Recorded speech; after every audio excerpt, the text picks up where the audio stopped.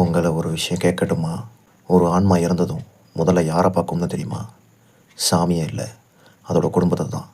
நம்ம நினைப்போம் இறந்ததும் ஆன்மா போயிடும், எல்லாம் முடிஞ்சிடும் அப்படின்னு. ஆனால் அது இல்லை உண்மை.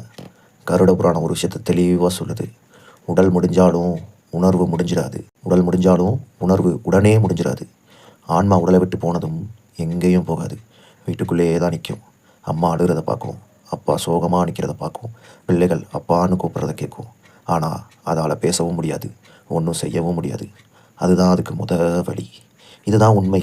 ஒரு ஆன்மா யமனுக்கு பயப்படுறதில்ல, பாசத்துக்கு தான் பயப்படும். நாம் இல்லாமல் இவங்க எப்படி அப்படின்ற நினப்பு தான் அதை கட்டி போட்டுரும். பேய் பூதம் அதெல்லாம் கதை, பாசம்தான் உண்மை.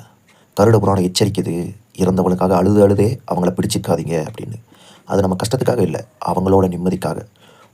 24 மணி நேரத்தில் ஆன்மாவுக்கு தேவைப்படுறது அழுகை இல்லை, கூச்சலும் இல்லை, ஒரு அமைதி, ஒரு பிரார்த்தனை.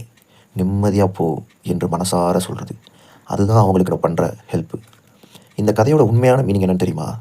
நம்ம எல்லாம் வாடும்போதே பாசத்தில் மாட்டிக்கிட்டு நான் இல்லாமல் இவங்க எப்படி அப்படின்னு பயப்படுறோம். கருட புராணம் உணர சொல்லுது, அன்பு தேவைதான், ஆனால் அன்பு பிடிப்பு ஆகக்கூடாது. நிம்மதியாக வாழ்கிறதும் நிம்மதியாக போகிறதும் ரெண்டுமே ஒரு கலை தான் அப்படின்னு சொல்லுது.